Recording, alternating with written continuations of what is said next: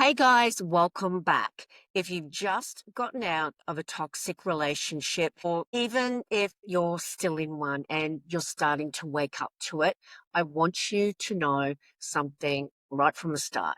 Healing is possible. Even if you're feeling broken, guys, even if your self-esteem is on the floor, even if you don't know where to start, this video is for you. We are going to be talking about how to start your healing journey from toxic relationships, step by step, in a way that's real, doable, and honest. Let's get into it. Step one, acknowledge what really happened. Healing starts by naming the truth. You don't need anyone to agree with you. You do not need their permission. You don't need proof that that relationship was controlling, manipulative, emotionally unsafe. It was toxic. And you're allowed to say that wasn't love, that was harm. You don't have to have other people who have not walked in your shoes agree with you. And that's the first step towards healing. Step two, give yourself permission to grieve. Grief is such a huge part of healing from a toxic relationship. You might be grieving someone who hurt you. You might feel sad, relieved, guilty, confused all at once. And guys, that's normal.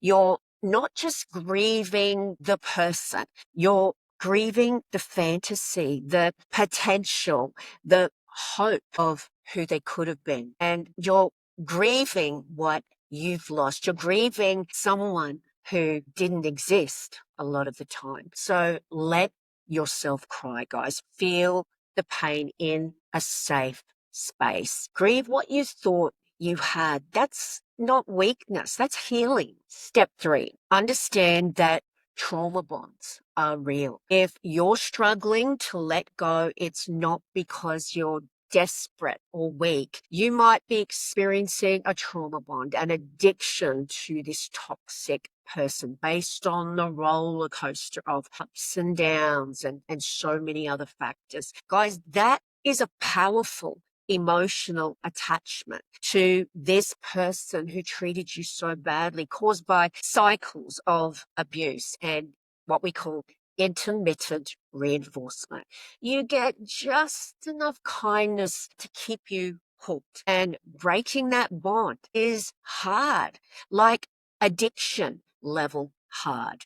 But just knowing what it is, that's step one. It replaces shame with self-understanding. Step four, cut contact or limit it with strong boundaries, rock solid boundaries. If it's safe, cut contact altogether. Delete their number, block their socials. No just checking in messages. And if you can't go no contact because you have to work with them or you share children, something like that, then you set strong protective boundaries. Stick to the facts. Keep it short and emotional conversations. No reacting to their baiting you.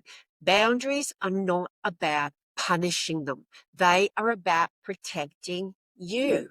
Step five, get honest, guys, about what you learned to tolerate. Take a breath. It was not your fault. You were conditioned to tolerate that type of treatment. Take a breath. Be brave and ask yourself, what did I normalize? What did I minimize? Did you tolerate yelling? Blame shifting, gaslighting, being ignored for days with the torturous silent treatment. That isn't about blaming yourself. That's about clarity. That's about validation, validating your experience, because when you see what you accepted, you can start deciding what you will never accept again. Step six, rebuild your self-trust. Gaslighting, manipulation, emotional abuse, they all do one thing really well. They disconnect you from yourself, from your gut, from your instincts, your inner voice. So guys, start small. If something feels off, pause and validate that feeling. You are not overreacting. You are not crazy.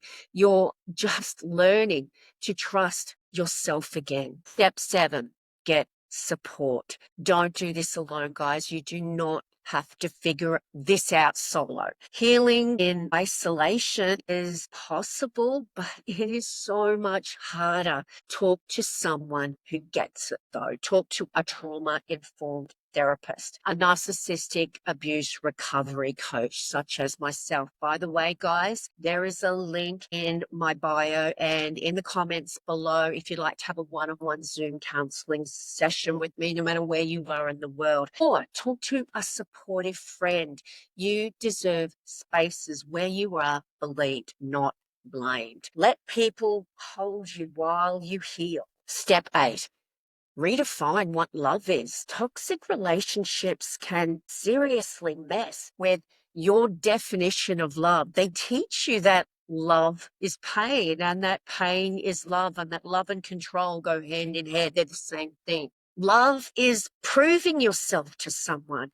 That love is begging and settling for breadcrumbs. Guys, that's not love.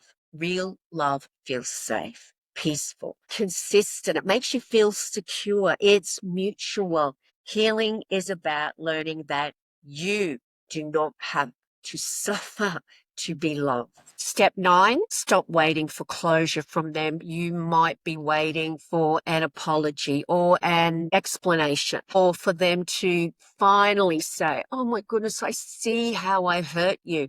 They're not going to give you closure, guys, because they benefit from you having none. If they were capable of giving you that, they probably wouldn't have hurt you in the first place the way they did. Closure doesn't come from them. It comes from you deciding to close the chapter. You do not need their apology to move on. You can validate your own experience. Step 10, start coming home to yourself. This is the real work. Coming home to your joy, the joy you weren't allowed to have for so long, your voice, your needs, your power.